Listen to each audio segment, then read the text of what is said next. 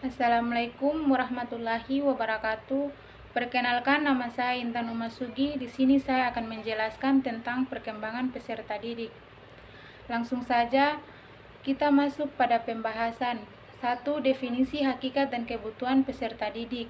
2. Multidimensi perkembangan peserta didik. 3. Perkembangan anak usia 0 sampai 2 tahun. 4. Perkembangan peserta didik usia 2 sampai 6 tahun. 5. Perkembangan peserta didik usia sekolah dasar. 6. Perkembangan peserta didik usia sekolah menengah. 7. Perkembangan kepribadian peserta didik dengan kecerdasan ganda. 8. Perkembangan kreativitas peserta didik. Poin pertama, definisi hakikat dan kebutuhan peserta didik. A. Definisi peserta didik. Peserta didik merupakan sumber daya utama dan terpenting dalam proses pendidikan formal. Tidak ada peserta didik, tidak ada guru. Peserta didik bisa belajar tanpa guru. Sebaliknya, guru tidak bisa mengajar tanpa peserta didik. Di dalam Undang-Undang Nomor 20 Tahun 2003 tentang Sistem Pendidikan Nasional, peserta didik didefinisikan sebagai setiap manusia yang berusaha mengembangkan potensi diri melalui proses pembelajaran pada jalur pendidikan, baik pendidikan formal maupun pendidikan non-formal. Masuk pada B. Hakikat perkembangan peserta didik. Definisi peserta didik di atas esensinya adalah setiap peserta didik yang berusaha mengembangkan potensi pada jalur pendidikan formal dan non-formal. Menurut jenjang dan jenisnya, terdapat banyak sebutan yang berkaitan dengan peserta didik ini sesuai dengan konteksnya. A. Peserta didik merupakan manusia yang memiliki diferensiasi potensi dasar kognitif atau intelektual, efektif, dan psikomotor. B. Peserta didik merupakan manusia yang memiliki diferensiasi, periodisasi, perkembangan, dan pertumbuhan. C. Peserta didik memiliki imajinasi dan dunianya sendiri, bukan sekedar miniatur orang dewasa. D. Peserta didik merupakan manusia yang memiliki diferensiasi kebutuhan yang harus dipenuhi, baik jasmani maupun rohani, meski dalam hal-hal tertentu banyak kesamaannya.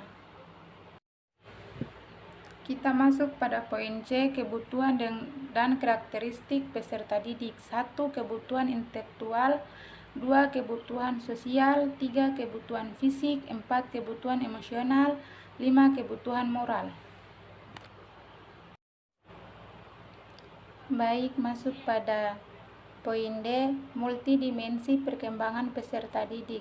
A. Energi dan kreativitas peserta didik. Teori perkembangan yang berpusat pada peserta didik harus berdasarkan diri pada gagasan bahwa kemampuan eksternal mereka merupakan cerminan dari perkembangan dan kesadaran internal dan kapasitasnya. B. Perkembangan peserta didik dibagi atas 5 bagian. 1. Perkembangan fisik. 2. Perkembangan sosial. 3. Perkembangan mental. 4. Perkembangan budaya. 5. Perkembangan intelektual. Masuk pada poin E, anatomi perkembangan peserta didik. Perkembangan dan peserta didik merupakan evaluasi dari dimensi fisik, sosial, mental, budaya, dan spiritual, intelektual. F. Dimensi kesadaran peserta didik. Mengikuti logika berpikir tentang mengembangkan manusia, peserta didik memiliki 3 pusat kesadaran yang bagi-bagiannya bisa dikembangkan. Pertama, kesadaran fisik berupa esensi fisik, dorongan, dan kebutuhan yang mendesak. Masuk pada perkembangan peserta didik usia sekolah menengah. A. Perkembangan fisik. Peserta didik usia 12-19 tahun merupakan periode remaja transisi, yaitu periode transisi antara masa kanak-kanak dan usia dewasa.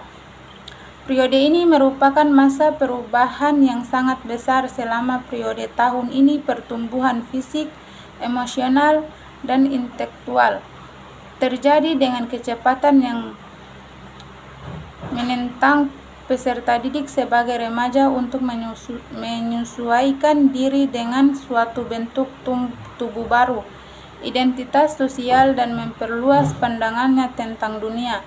Pertumbuhan dan perubahan fisik sangat nyata pada peserta didik usia ini, baik laki-laki maupun perempuan. Perubahan dan pertumbuhan itu merupakan pengalaman tersendiri bagi remaja.